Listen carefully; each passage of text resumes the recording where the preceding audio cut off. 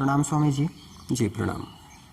एक प्रश्न है कि आजकल एक बीमारी जो बड़े स्तर पर फैल रही है, हिस्ट्रिया, उन्माद के नाम से जिसको जानते हैं, जो शारीरिक मानसिक वासनात्मक उत्तेजना जो कम आयु के बच्चियों में बहुत अधिक हो रही है और इसका कंट्रोल करने का कोई सुगम मार्ग नहीं मिल पा रहा है। कुछ लोग तो इसको तंत्र मंत्र का क्रिया समझ लेते हैं, बच्चियों में पागलपन का जैसे उसकी एक वासना की भूख बढ़ जाती है, तो कुछ लोग कहते हैं कि उसको कम उम्र में ही विवाह कर दिया जाए।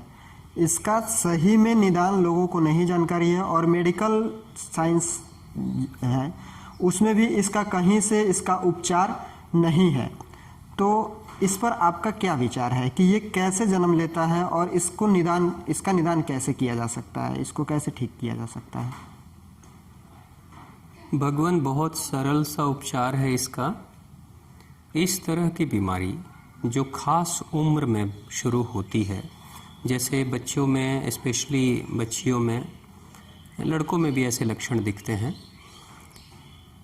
जब वो अपने युवा अवस्था की तरफ बढ़ते हैं जी 13, 14, 15 साल के बाद, तो धीरे धीरे उनके शरीर में बहुत सारे बदलाव आते हैं, हार्मोनल चेंजेस भी आते हैं।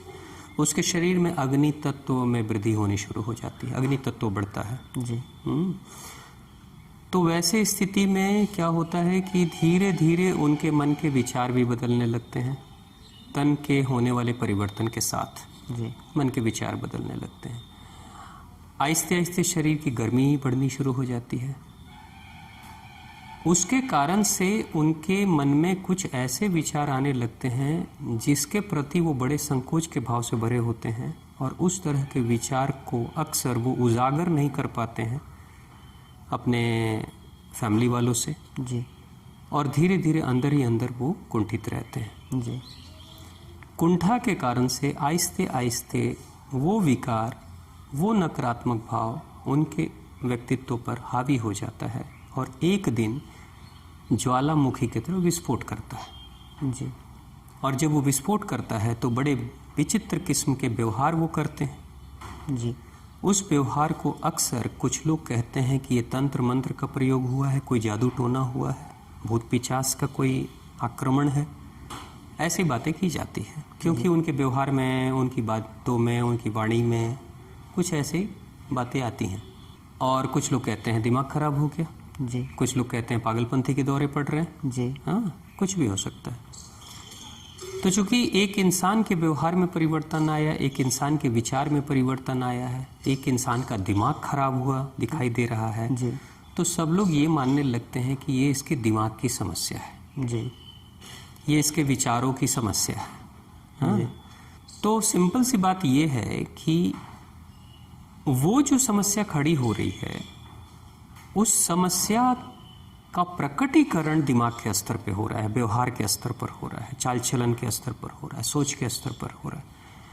लेकिन जहाँ से उसकी भूमिका बनती है वो स्थिति जो होती है वो शरीर में सबसे ज़्यादा महत्वपूर्ण रूप से आपके शरीर में टॉक्सिन्स है जी। गंदगी है जी। और मैं ये कह सकता हूँ कि उसकी भूमिका की शुरुआत बड़ी आंत से होती है। जी। बड़ी आंत में अगर गंदगी है तो फिर क्या होता है, बड़ी आंत वो जगह है जो मूलाधार के सबसे नजदीक है। जी। बड़ी आंत की जो गंदगी होती है, बड़ी आंत में अगर गंदगी रहेगी तो धीरे धीरे वही वो जगह है जहां बैक्टीरिया और वायरसेस की कॉलोनी बनती है। सबसे ज़्यादा कीटाणु विषाणु की बढ़त होती है, सबसे ज़्यादा गैसेस फॉर्म करती है जी। है ना, कार्बन डाइऑक्साइड की मात्रा बढ़ने लगती है। जितनी ज़्यादा गंदगी होगी बड़ी आंत में उतना ही गैसेस ज़्यादा बनेगी, उतना ही बेचैनी और बढ़ेगी, उतना ही तापमान। चूँकि होता क्या है कि जब भी बड़ी आंत में गंदगी है और लंबे समय तक है और उसकी ठीक से सफाई नहीं हो रही है तो शरीर का तापमान भी बढ़ने लगता है जी। ऊर्जा भी विकृत होने लगती है जी। बेचैनी बढ़ने लगती है और वही नीचे की गैस धीरे धीरे उठते उठते वो सर पे चली जाती है। अचानक से सर पे जब वो गैस जाती है तो एक उन्माद किस्म के भाव आने लगते हैं, जिसके कारण से कई बार लोगों को फिट भी मार देता है। जो फिट्स की प्रॉब्लम है, मिर्गी के दौरे जो पड़ने लगते हैं, जो कहते हैं कि अचानक से बेहोशी हो जाए या शरीर में कंपन हो जाए, या फिर चेहरा टेढ़ा हो गया, गर्दन टेढ़ी हो गई, मुंह से झाग निकलने लगे, गिर जाए इंसान, ये सब फिट्स की जो प्रॉब्लम है, ये उस दिमाग पे अचानक से गैस के स्ट्रोक के कारण से होता है। लेकिन गैस दिमाग में नहीं बन रही, गैस तो बनती है पेट में, बड़ी आंत में, और वो भी बनती है गंदगी के कारण से। ठीक है, तो जैसे ही वो गैस फॉर्मेशन ज्यादा होगी वैसे ही विचार बदल जाते हैं उसके।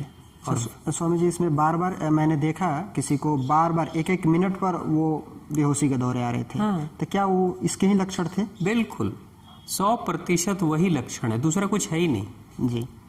बेहोशी के दौरे की सिंपल सी चीज है, अगर आप आग लगाओगे जी तो धुआं निकलेगा जी, लेकिन आग एक बार लगाओगे, धुआं कितनी बार निकलेगा?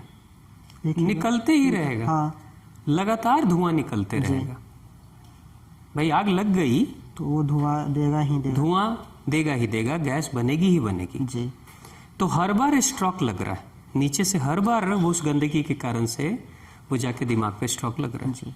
तो बार बार इंसान फिट्स में जा रहा है, बेहोशी उसके ऊपर दौरे उसके पड़ रहे हैं जी। हाँ, रोज अगर ऐसी स्थिति होगी तो उसके रोज दौरे पड़ेंगे, एक दो दिन नहीं, रोज पड़ेंगे। जी जी, सेम प्रॉब्लम था, सेम प्रॉब्लम जी। ठीक है, और जब बेचैनी बढ़ेगी, जब गैस का प्रेशर ज़्यादा होता है और दिमाग पे वो गैस चढ़ जाती है, तो फिर इंसान का जैसे शरीर उसके कंट्रोल में नहीं है वैसे ही उसका मन भी कंट्रोल में नहीं होता जी।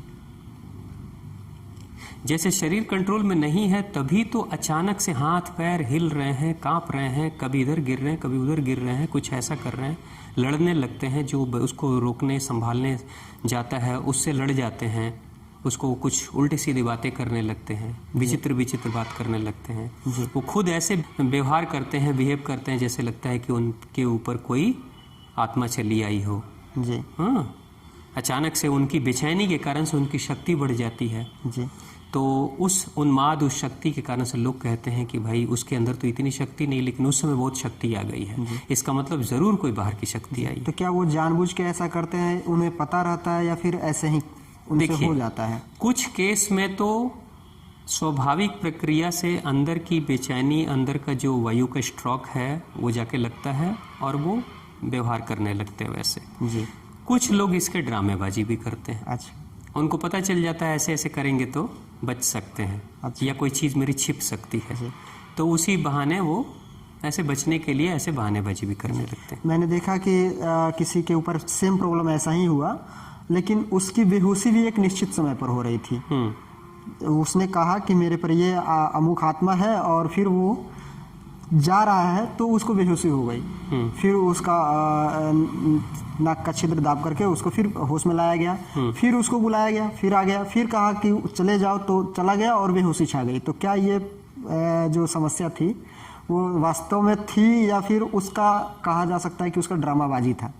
देखिए, कुछ तो परिस्थितियों के कारण से उसके शरीर में जो उन्माद उत्पन्न हुआ उसके कारण से उसे भी लगने लगा कि कोई आ रहा है, कोई जा रहा है। अच्छा, मरीज को भी उन्हें फील होने लगा? एकदम होता है जी। मैं ऐसे कई लोगों को जानता हूँ कि वो, स्पेशली मैं एक महिला को मैं जानता हूँ, उन्होंने ये बताया कि पहले मेरी स्थिति ऐसी थी कि मैं घर में रात में सोती थी तो मुझे लगता था मेरे बिस्तर के सामने आकर कोई खड़ा हो जाता है। अच्छा। और उसने बोला कि मैंने देखा, खुद अपनी आंखों से देखा। जी। हाँ, ऐसा है, लेकिन कुछ प्रयोग उसके ऊपर कराए गए कि भाई करो ऐसे शरीर के शुद्धिकरण पे, तो बोली उसके बाद से अब आता ही नहीं। जी। खत्म। जी। इसलिए ऐसा होता है कि आपके अंदर कोई विचार अगर बहुत प्रबलता से हावी हो जाए तो सिर्फ विचार हावी नहीं होगा, उस विचार के दृश्य भी दिखने लगते हैं। अच्छा। आप जरा सोचिए कि आपको बहुत तेज अगर भूख लग रही हो जी, तो सिर्फ भोजन का विचार नहीं आएगा, भोजन भी दिखने लगेगा आपको। अच्छा। कोई सफ़ेद दूर चीज़ पड़ी होगी ना तो लगेगा रोटी गिरी है। जी हाँ, यार चांद को लोग कहते हैं कि हाँ चांद रोटी जैसी दिखाई दे, जी जी है ना। जी तो भूख बहुत प्रबलता से आती है तो सिर्फ भोजन का विचार नहीं, भोजन दिखने लगता है, सदृश्य भोजन दिखने लगेगा। जी सेम यही चीज है। जी जब वासनात्मक विचार हावी हो जाता है तो सिर्फ वासनात्मक विचार नहीं रहता है, वासनात्मक दृश्य दिखने लगते हैं जी और लगता है जैसे कि मैं सिर्फ दृश्य नहीं देख रहा हूं, उस दृश्य को मैं जी रहा हूं। जी तो दो चीजें, एक तो फिट्स, मृगी के दौरे और हिस्ट्रिया, और चाहे वो ऐसे इस तरह के शारीरिक मानसिक उन्माद, चाहे वो स्त्री हो चाहे पुरुष, किसी में भी अगर ऐसी स्थिति हो रही है तो आपको घबराने की ज़रूरत नहीं। जी उसके लिए बहुत आसान तरीका है। सबसे पहले तो अगर बेहोशी छा जाए उसे लिटा दो सीधे, जी वो सीधा लेट जाए। जी लेट जाने के बाद आप उसके ठीक नाक के नीचे, जी जी नाक के ठीक नीचे बीच के पॉइंट, यानी ऊपर वाले ओठ के बीचों बीच, ऊपर वाले ओठ के ठीक बीचों बीच, जी वहीं पे प्रेशर देना शुरू कर दो। बार बार अपने अंगूठे से प्रेशर दो, छोड़ो, दो छोड़ो, एक एक सेकंड में। तो धीरे धीरे वो आदमी होश में आ जाता है। जी ये बहुत अच्छा एक्यूप्रेशर ट्रीटमेंट है। हाँ, या फिर पानी की छींटे मार दो, जी नॉर्मल हो जाएगा, खड़ा हो जाएगा। तो ये तो हुआ टेम्पोररी रिलीफ देने के लिए। जी लेकिन बार बार आ रहा परमानेंट, है, हाँ बार बार आ रहा है, बार बार आ रहा है तो परमानेंट अगर इलाज करना चाहते हो तो उसके शरीर की सफाई कर दो, जी पेट की सफाई करो। सिंपल सी बात। जी दवाई बाई खिला के आप चाहोगे कि वो ठीक कर देंगे, तो दवाइयों से क्या होता है, वो जो गैस का प्रेशर बनता है ना, जी जो जाके स्ट्राइक करती है गैस ऊपर दिमाग पे, गैस की दवाइयाँ खिलाकर उसको शांत कर दिया जाता है। तो फिर उस आदमी को दौरे नहीं पड़ते। तो फिर कहता है दवाई खाते हैं तो मैं ठीक रहता हूँ। अच्छा हाँ, हाँ, तो भाई दवाई तो टेम्पररी रिलीफ है ना। उसमें कुछ लोग पानी भी चढ़वाते हैं, हाँ इलेक्ट्रो पाउडर भी देते हैं, हाँ, तो क्या ये उचित इलाज नहीं है? टेम्पररी इलाज है ये सब, सब टेम्पररी इससे इसका निदान नहीं हो सकता है? कुछ नहीं होगा, परमानेंट करना होगा आपको। जी आपके घर में अगर बदबू आ रही है तो आप क्या करोगे, रूम फ्रेशनर डाल दोगे, अगरबत्ती चला दोगे, धूप चला दोगे, जी यही करोगे। जी तत्काल के लिए तो चलेगा। तत्काल के लिए तो ठीक है, जी लेकिन अगर परमानेंट इलाज चाहिए तो क्या करना है, उसकी जड़ से सफाई करनी पड़ेगी, घर क्या की करना होगा, आंतरिक रूप से सफाई करनी पड़ेगी, गंदगी, देख देख करके। गंदगी हटा दो, जी गंदगी हटा दो, बदबू चली जाएगी। जी तो ये जितने इलाज चल रहे हैं ये सिर्फ बदबू को छिपाने के लिए, ढकने के लिए, कुछ समय के लिए ये सारे इलाज चल रहे हैं। जी लेकिन चूंकि उस बदबू को छिपाने, ढकने और टेम्पररी रिलीफ देने के लिए भी अगर पैसे मिल रहे हैं जी तो पैसे लेने में हर्ज क्या है, जी तो चल रहा है ये। जी जी लेकिन चूंकि आप परमानेंट समाधान की बात कर रहे हैं तो इसलिए मैं कह रहा हूँ कि चूंकि मैंने ऐसे कई केसेस देखे हैं और वो ठीक भी हुए हैं। जी मैं एक केस की बात आपको बताऊं। मैं उस समय दिल्ली में था, ये कुछ साल पहले की बात है। एक लड़का जिसकी उम्र उस समय 18-19 साल की थी, अपने माता पिता का इकलौती संतान, मतलब इकलौता बेटा, जी उसकी बहन भी थी लेकिन वो इकलौता था, बड़ा लाड प्यार में पालन पोषण हुआ।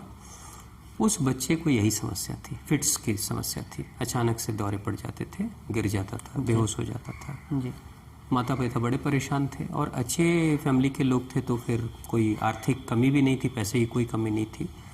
तो उन्होंने क्या किया था, वो कहीं बाहर दूसरे स्टेट से आए हुए थे, तो उन्होंने दिल्ली के जो सबसे बड़े हॉस्पिटल्स हैं उन हॉस्पिटल्स में किसी एक हॉस्पिटल में उन्होंने अपॉइंटमेंट फिक्स किया था। तो डॉक्टर ने उनको 1 हफ्ते के बाद का समय दिया था, 1 हफ्ते 10 दिन के बाद का समय दिया था। तो वो लोग आ गए थे दिल्ली समय से पहले ही, 2-3 दिन पहले ही, और उसी समय मुझसे संपर्क हुआ। तो मैंने पूछा क्या बात है, तो वो बताया ऐसे ऐसे इलाज है, और हमने सब जगह इलाज करा के देख लिया, कुछ हो नहीं रहा है। जी मैंने पूछा क्या प्रॉब्लम है, तो बताया कि ऐसे दौरे पड़ते हैं, मिर्गी के दौरे, फिट्स आते हैं। इकलौता एक ही लड़का है, इसलिए माता पिता की चिंता ज़्यादा थी कि क्या करेंगे अगर कुछ हो जाए जीवन में। तो उनको सिंपल मैंने एक ही प्रयोग कराया, पानी का प्रयोग कराया और पेट की सफाई कराने के लिए कुछ एक्सरसाइज। लड़के ने जो बताया कि जब मैंने उनको पानी का प्रयोग कराया तो पानी के प्रयोग के बाद उसका पेट साफ हुआ, जी वो टॉयलेट गया, पेट साफ हो गया, फ्रेश हो गया। तो बताया कम से कम 3 से 4 दिन के बाद मैं फ्रेश होने गया हूँ। 3 से 4 दिन के बाद अच्छे से फ्रेश हो पाया। अच्छा यानी कि मेजर कॉन्स्टिपेशन की प्रॉब्लम थी उसको। फ्रेश हुआ, हाँ, उस दिन कोई फिट्स नहीं आया, अच्छा दूसरे दिन भी कोई फिट्स नहीं आया, जी, और बेटा इतने अच्छे से व्यवहार करने लगा, इतना ऊर्जावान हो गया। और फिर वो अपने पिताजी को बोला, पिताजी अब तो कोई बीमारी नहीं, क्योंकि रोज पानी पिला देते थे, रोज वो फ्रेश हो लेता था, पेट साफ हो जाता था। वो बोले तो अब मुझे कोई बीमारी नहीं। तो फिर इन्होंने क्या किया, इनको लगा कि अरे ऐसे अगर फ्री में ठीक हो सकते हैं तो फिर उतने महंगे इलाज को कराने की ज़रूरत क्या। जी, तो फिर उन्होंने पूछा कि क्या दवाई खाने की ज़रूरत है। मैंने कहा कोई दवाई की नहीं, दवाई क्या करेगी, दवाई दबा देगी, जी, लेकिन जो प्रयोग आप कर रहे हो ये रूट आउट कर देगी, जड़ से ही ख़त्म कर देगी समस्या को। जी, तो वो करने लगे, और उस हॉस्पिटल में वो गए भी नहीं, उन्होंने दिखाया भी नहीं, बस थोड़ा मोड़ा अपना चेकअप वकअप कराया, सब कुछ नॉर्मल है। आज वो लड़का फर्स्ट क्लास है और अपना बिजनेस चला रहा है, और माता पिता की सारी चिंता खत्म हो गई। जी। अच्छा, समाज में एक और भ्रांति है कि लोग बोलते हैं कि जिसको हिस्ट्रिया उन्माद है उसका विवाह अच्छा उपचार हो सकता है। ये लोगों का सोचना कहाँ तक उचित है? अब एक 15 वर्ष से कम आयु की भी लड़की है, लड़का है, उसका विवाह जो अपनी शरीर की कैपेबिलिटी भी नहीं हुआ है कि वो प्रजनन आदि का क्रिया कर सके, लेकिन उसका विवाह, लोग कहते हैं कि इसका ये कहीं इलाज है जी, बस उसकी विवाह, नहीं तो तंत्र मंत्र के द्वारा कोई यंत्र बांध दो उसके शरीर में जिससे उसका वो बीमारी समाप्त रहेगा या कंट्रोल हो जाएगा। ये उचित है क्या? नहीं, बिल्कुल नहीं। सिंपल सी चीज़ है, अगर बहुत सारा कचरा के कारण से आपको स्किन डिजीज़ हो रहा है, जैसे पेट की गंदगी के कारण से ही स्किन डिजीज़ होती है। जी, चर्म रोग चमड़े का रोग नहीं है, पेट का रोग है। जी, पेट की गंदगी का रोग है। आंतें गंदी होंगी तो बाहर की चमड़ी गंदी हो जाएगी, अंदर की गंदगी बाहर चमड़े से निकलती है, कई तरह की बीमारी पैदा करके, जैसे पिंपल्स, जी, दाग, मुहासे, कील मुहासे, जी, हाँ, एक्जिमा, सोराइसिस, ठीक है, दांत खात, खुजली, जी, ये सब जितनी बीमारी, निकोडर्मा? हाँ, वो भी वही अच्छा, है ना, सफ़ेद दाग वगैरह, ये सब क्या है, अंदर पेटों की गंदगी के कारण से। वो अंदर की गंदगी अगर प्राकृतिक रूप से शरीर से बाहर नहीं निकल पा रही है, जो प्राकृतिक रास्ते हैं उस रास्ते से अगर वो गंदगी नहीं निकल पा रही, तो वो गंदगी आपके पोर्स से, छिद्रों से, स्किन के छिद्रों से बाहर निकलने की कोशिश करेगी। लेकिन वो गंदगी निकलेगी तो निकलेगी कैसे? कोई ना कोई बीमारी बनकर निकलेगी। अच्छा, हमारी अंदर की ही रुकी हुई गंदगी बाहर निकलती है। जी, तो मान लीजिए कि अंदर की गंदगी बाहर निकल रही है, तो चमड़ी खराब हो रही है, जी, तो क्या चमड़ी को काट के प्लास्टिक सर्जरी करें? नहीं, क्या ये संभव है? परमानेंट नहीं इलाज हुआ। नहीं हुआ ना। सेम यही बात हो रही है जो समाज के लोग कह रहे हैं कि भाई अगर ऐसे दौरे पड़ रहे हैं तो बेहतर है गो फॉर मैरिज, विवाह करो। तो ये वो वही कह रहे हैं कि चमड़ी खराब हो रही है तो प्लास्टिक सर्जरी कर डालो। जी, भाई चमड़ी पे काम मत करो, चमड़ी पे थोड़े मोड़े मरहम वरहम लगाने हैं, सफाई करनी, वो करो, लेकिन मेन है आंतों को ठीक करो। तो उन्माद को शांत करने के लिए कुछ ऐसे नए संबंध में डाल देने से बेहतर है उन्माद जो शुरू हो रहा है जहाँ से, उसको ही ठीक कर दो। और उन्माद का कारण जमी हुई गंदगी है, भड़की हुई अग्नि है। भड़की हुई अग्नि को शांत करने के लिए आप उसके पेट की सफाई पे काम करो। जी, उसमें 1.25 लीटर पानी बहुत शानदार तरीके से काम करता है। जी, सारे junk food, fast food, nonveg, चाय, कॉफ़ी, कोल्ड ड्रिंक बंद कर दो। जी, सिंपल शाकाहारी भोजन खिलाना शुरू कर दो। और शाकाहारी भोजन में भी वो भोजन जो सुपाच्य हो। जी, फिजिकल एक्सरसाइज कराओ, उसको थकाओ।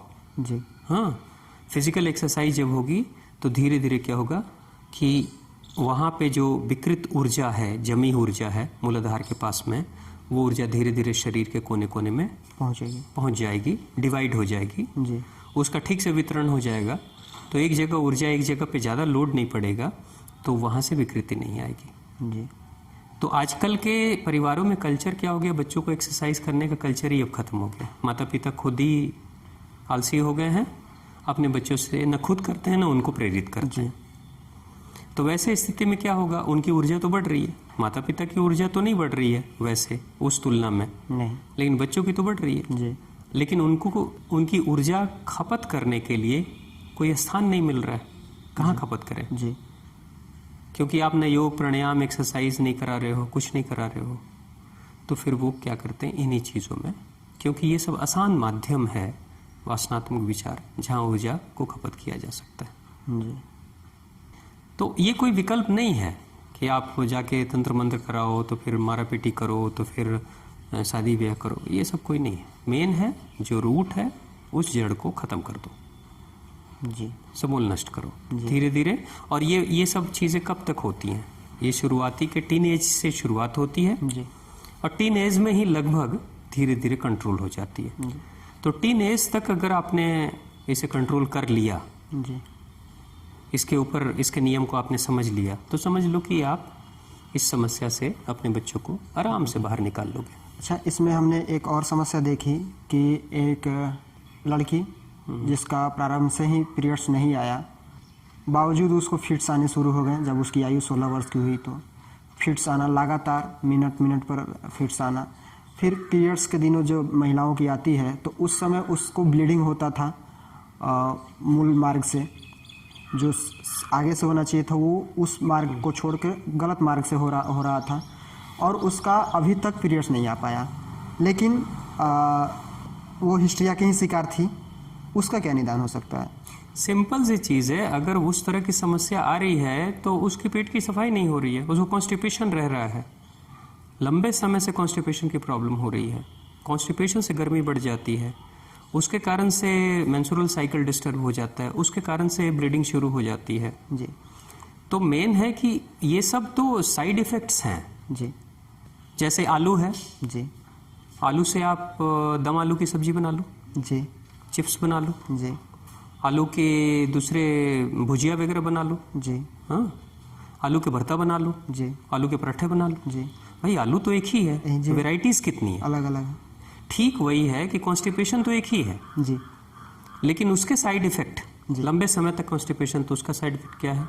एक्सेस ब्लीडिंग, जी है ना, इरेगुलर ब्लीडिंग, जी मेंस्ट्रुअल साइकिल डिस्टर्ब, हाँ, मानसिक अवसाद, हिस्ट्रिया, ये सब है। तो ये क्या वो पीरियड्स ही उसका जड़ था क्या?